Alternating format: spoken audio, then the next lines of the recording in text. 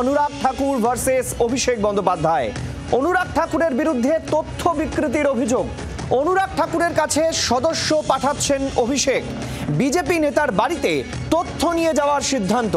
দিল্লিতে বিজেপি নেতার বাড়িতে তথ্য পাঠাচ্ছেন অভিষেক বন্দ্যোপাধ্যায়। ডায়মন্ড হারবারে ভুয়ো ভোটারের অভিযোগ অনুরাগের। সাংবাদিক বৈঠক করে অভিযোগ করেন বিজেপি নেতা।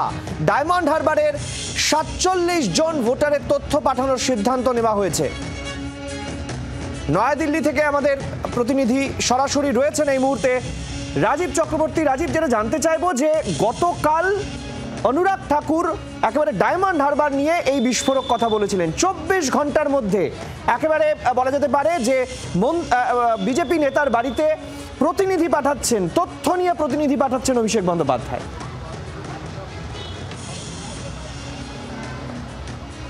দেখো, অত্যন্ত বড় এই ঘটনা। তার কারণ এসআইআর নিয়ে সারা দেশে যখন আলোচনা চলছে, তর্ক বিতর্ক চলছে, যখন জাতীয় রাজনীতি একেবারে তুঙ্গে পৌঁছেছে সৈকত, সেই সময় অভিষেক বন্দ্যোপাধ্যায় দিল্লিতে রয়েছেন। তিনি গতকালও দিল্লিতে ছিলেন, আজও দিল্লিতে রয়েছেন। তার নির্বাচনী কেন্দ্র ডায়মন্ড হারবার নিয়ে মারাত্মক অভিযোগ করেছেন অনুরাগ ঠাকুর, যিনি প্রাক্তন কেন্দ্রীয় মন্ত্রী। তিনি অভিযোগ করেছেন যে অভিষেক বন্দ্যোপাধ্যায় বড় বড় কথা বলছেন। তার নির্বাচনী কেন্দ্র ডায়মন্ড হারবারে একটি ঠিকানায়, একটি মাত্র ঠিকানায় ৪৭ জন ভোটার থাকে। এটা কি সম্ভব? এটা কি হবে? এটা তো ভুয়ো ভোটারের একেবারে, তারা ভুয়ো ভোটার দিয়ে তারা সেখানে ভোট করছে এবং তারা জয়ী হচ্ছে এবং তারা ভোটে জিতে ক্ষমতায় আসছে ভুয়ো ভোটারের ভোটে। এই অভিযোগ যখন অনুরাগ ঠাকুর করেছেন, তখন দিল্লিতে ছিলেন অভিষেক বন্দ্যোপাধ্যায়। তিনি তৎক্ষণাৎ সিদ্ধান্ত নেন তার দলের কর্মীদের ওই এলাকায় পাঠান, ওই ঠিকানায় পাঠান এবং ওই ৪৭ জন সম্পর্কিত যাবতীয় তথ্য ভিডিও রেকর্ড করা হয় রীতিমতো। অর্থাৎ যারা ওই ঠিকানায় রয়েছেন তাদের বিয়ে হয়ে গিয়েছে, অনেকে ওই ঠিকানায় থাকেন, অনেকে কাজ করতে বাইরে যেতে পারেন। এইরকমই যাদের বিয়ে হয়ে গিয়েছে তাদের আবার সন্তান সন্ততি সব মিলিয়ে ওই এলাকার কি ছবি এবং ভোটাররা বৈধ না অবৈধ সেই সম্পর্কিত তথ্য। এবং অভিষেক বন্দ্যোপাধ্যায় ঘনিষ্ঠ মহলে দাবি করছেন যে প্রত্যেকেই বৈধ ভোটার এবং অনুরাগ ঠাকুর মিথ্যা বলছেন, ভুল বলছেন। এই তথ্য নিয়ে, এই নথি নিয়ে তিনি কোথায় যাবেন? একদিকে নির্বাচন কমিশনে যেতে পারেন, অন্যদিকে অনুরাগ ঠাকুরের বাড়িতে যেতে পারেন।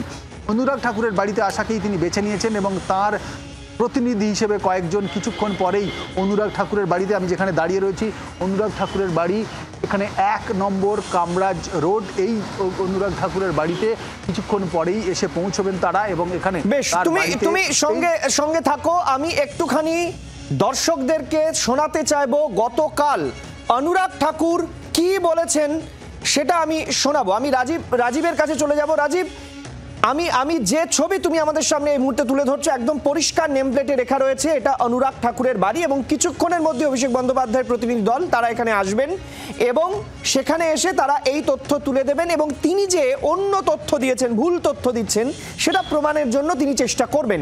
কিন্তু তার আগে আমি একটু শোনানোর চেষ্টা করব যে অনুরাগ ঠাকুর গতকাল কি বলেছিলেন, সেটা খুব ইম্পর্টেন্ট এই আলোচনায় আপনাদের শোনাবো। डायमंड हार्बर पे आ जाते हैं साहब, छोटा मोटा वोट नहीं, 2,59,779 वोट और ये सारे आंकड़े देखिए सामने। अब डुप्लीकेट वोट कौन है? कोई जाकिर है, कोई साबिद अली है, कोई शबाना खातून है, जाकिर हुसैन मोला, साबिद अली मोला, मौला ही मौला है। আমরা শুনলাম কি বললেন গতকাল অনুরাগ ঠাকুর সাংবাদিক বৈঠক করে। তারপর আজকে অভিষেক বন্দ্যোপাধ্যায় তিনি প্রতিনিধি দল পাঠাচ্ছেন। ৪৭ জন ভোটারের তথ্য পাঠানোর সিদ্ধান্ত নিয়েছেন। একটি ঠিকানায় ৪৭ জন ভোটার থাকার অভিযোগ করেন অনুরাগ ঠাকুর। পাল্টা চাপ বাড়াতে অনুরাগের বাড়িতে সদস্য পাঠানোর সিদ্ধান্ত, যেমনটা জানাচ্ছেন আমাদের প্রতিনিধি। কিছুক্ষণের মধ্যেই সেখানে পৌঁছে যাবেন এই প্রতিনিধি দল। আপাতত আমাদের সঙ্গে থাকার জন্য অনেক ধন্যবাদ আমাদের প্রতিনিধিকে। অনুরাগ ঠাকুর ভার্সেস অভিষেক বন্দ্যোপাধ্যায়ের যে দ্বৈরথ শুরু হয়েছে গতকাল থেকে, তাতে আজ নতুন মোড়। এবার অভিষেক বন্দ্যোপাধ্যায়ের প্রতিনিধি দল তারা যাচ্ছেন অনুরাগ ঠাকুরের বাড়িতে। রাহুল সিনহা বিজেপি নেতা এই মুহূর্তে আমাদের সঙ্গে রয়েছেন। রাহুল বাবু, জি24 ঘন্টায় আপনাকে স্বাগত। যেটা জানতে চাইবো যে অভিষেক বন্দ্যোপাধ্যায়ের নির্বাচনী কেন্দ্র নিয়ে যে বিস্ফোরক দাবি করেছিলেন গতকাল অনুরাগ ঠাকুর, আর কিছুক্ষণের মধ্যেই অভিষেক বন্দ্যোপাধ্যায়ের প্রতিনিধি দল একেবারে তথ্য নিয়ে, ডকুমেন্ট নিয়ে প্রাক্তন মন্ত্রীর বাড়িতে যাচ্ছেন, বিজেপি নেতার বাড়িতে যাচ্ছেন, কি বলবেন? না, কেউ কারো বাড়িতে যাবে কি না যাবে সেটা তাদের মধ্যে ব্যাপার আছে, কিন্তু যে অভিযোগ অনুরাগ ঠাকুর করেছে তা যে একদম সর্বৈব ঠিক, এতে কোনো সন্দেহ নেই। আর যতই ওই সমস্ত প্রতিনিধি দল পাঠিয়ে কায়দা কানুন করে অভিযোগ থেকে মুক্তি হওয়ার চেষ্টা করুক, কিন্তু বাস্তবে সেটা প্রমাণিত হয়ে যাবে। এবং আমি মনে করি যেভাবে বিভিন্ন ভুয়া ভোটার ডায়মন্ড হারবার লোকসভাকে ভরে রেখেছে, অতএব সেই জিনিসটা আবার প্রমাণ হবে। তার বাড়িতে যাওয়া, সে সেই বাড়িতে তাকে অ্যালাউ করছে কি না করছে সেটা তাদের ব্যাপার, উনি আমি কোনো মন্তব্য করতে চাই না, কিন্তু যে অভিযোগ এসছে তার সত্যতা যথেষ্ট আছে।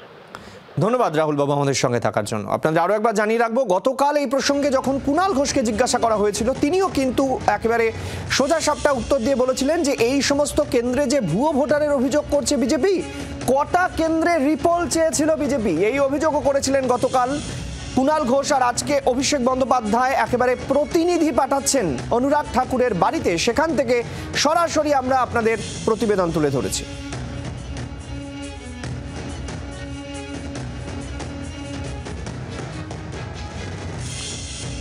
তথ্য বিকৃতির অভিযোগ অভিষেক বন্দ্যোপাধ্যায়ের। তিনি বলছেন অভিযোগ যা করেছেন অনুরাগ ঠাকুর তা সর্বৈব মিথ্যে, তথ্য বিকৃতি করেছেন এমনটাই দাবি করছেন অভিষেক বন্দ্যোপাধ্যায়, ঘনিষ্ঠ মহলে জানিয়েছেন। এবং তার প্রতিনিধি দল একেবারে তথ্য নিয়ে, ডকুমেন্ট নিয়ে যাচ্ছেন দিল্লিতে অনুরাগ ঠাকুরের বাড়িতে। কিছুক্ষণের মধ্যেই তারা সেখানে পৌঁছে যাবেন এমনটাই জানিয়েছেন। এবং অনুরাগ ঠাকুরের বাড়ির সামনে আমাদের প্রতিনিধি রয়েছেন, তিনি যেমনটা জানালেন যে সেখানে কিছুক্ষণের মধ্যেই পৌঁছে যাওয়ার কথা, তথ্য নিয়ে পৌঁছে যাওয়ার কথা তৃণমূলের প্রতিনিধি দল বা অভিষেক বন্দ্যোপাধ্যায়ের প্রতিনিধি দলের।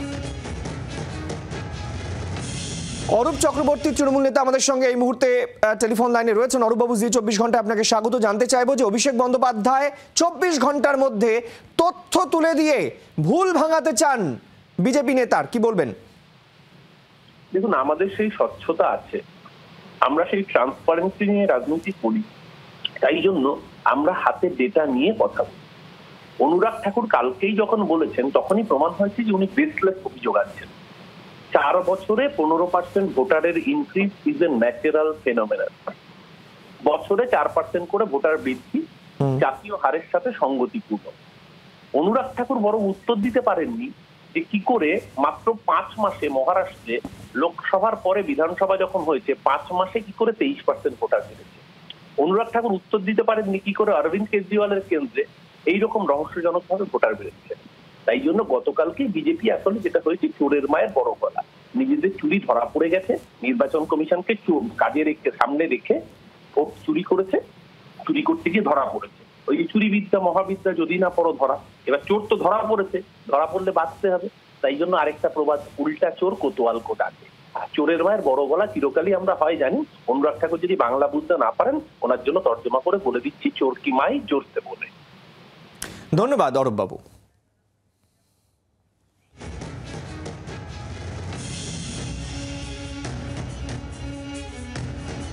কমিশন সংঘাতে আরো চড়া সুর, এসআইআর নিয়ে এবার কড়া বার্তা অভিষেকের। ভোটার তালিকা সংশোধনের নামে বৈধ ভোটারদের নাম বাদ দেওয়ার চেষ্টা করলে পথে নামবেন মানুষ, মানুষ পথে নামলে জোর করে কিছু চাপিয়ে দেওয়া যাবে না, ঘনিষ্ঠ মহলে বার্তা অভিষেকের। সূত্রের খবর, কোনো মতেই বাংলায় এসআইআর করতে দেওয়া হবে না। এসআইআর করতে হলে কয়েকটি শর্ত মানতে হবে কমিশনকে। কতগুলি শর্ত আগেই তিনি জানিয়ে দিয়েছেন কি কি শর্তের কথা। শুধু নির্বাচন আসন্ন এমন রাজ্যে নয়, একই সঙ্গে সব রাজ্যে এসআইআর করতে হবে। ভোটার তালিকা ডিজিটাইজড করতে হবে। ভোটার তালিকায় ত্রুটি ছিল বলেই যদি এসআইআর করতে হয়, তাহলে সবার আগে পূর্ববর্তী ইসিআই রাজীব কুমারের বিরুদ্ধে এফআইআর করতে হবে, গ্রেফতার করতে হবে। তারপর যদি জোর জবরদস্তি এসআইআর করতে হয়, তাহলে লোকসভা ভেঙে দিতে হবে।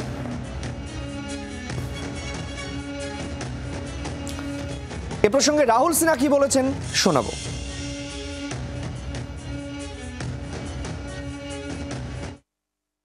পশ্চিমবাংলায় মমতা ব্যানার্জিকে বলে পদত্যাগটা করিয়ে দিয়ে এখানে সুষ্ঠুভাবে নির্বাচনটা হতে দিক।